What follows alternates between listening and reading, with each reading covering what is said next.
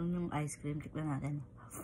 Level up lang siya na ice crumble, tapos may pearl.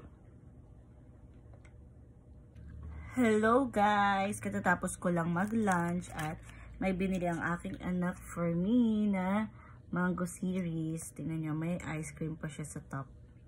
Yan, pakita ko sa inyo. Ayan siya, oh, may pearl, tapos may ice cream sa taas. Mango graham. Taste natin, guys. Sa 135 lahat. Taste natin. Uy, may ice cream, oh. 70.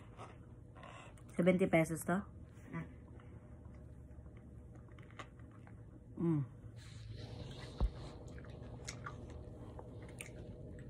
Sarap. Lamig.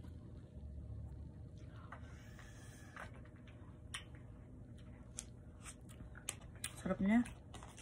Sarap. Lasa-lasa may mango.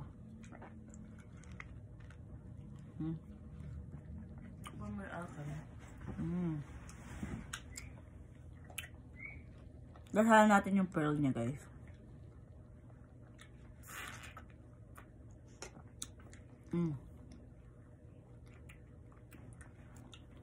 Okay, may pearl. Hindi lang siya ganun kakunat.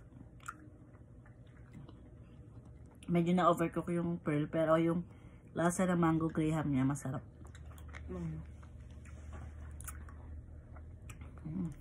Sarap. Nagustuhan ko dito, may ice cream pa. Nagre-range lang siya ng 70 pesos sa 75. Yung ice cream, tikman natin.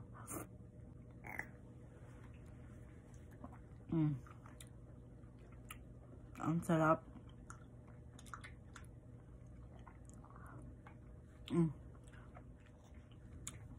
Overall siya sa akin, 9 out of 10.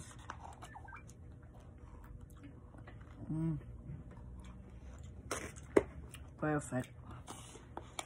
Tapos ito naman, sa anak ko yung ice crumble nila. Ayun o, tingnan nyo.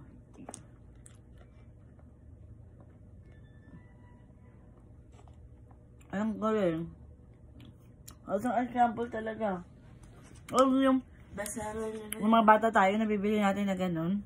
Level up lang siya na ice crumble, tapos may pearl.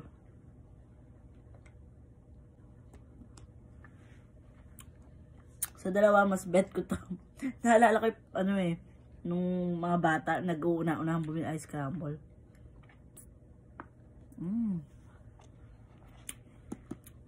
Ngayon kasi, diba, ang dalang nang may nagtitinda ng ice crumble.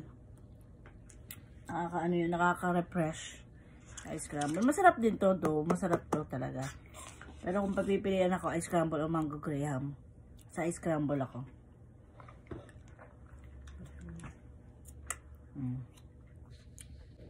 So, ayun lang. Thank you for watching. Bye-bye.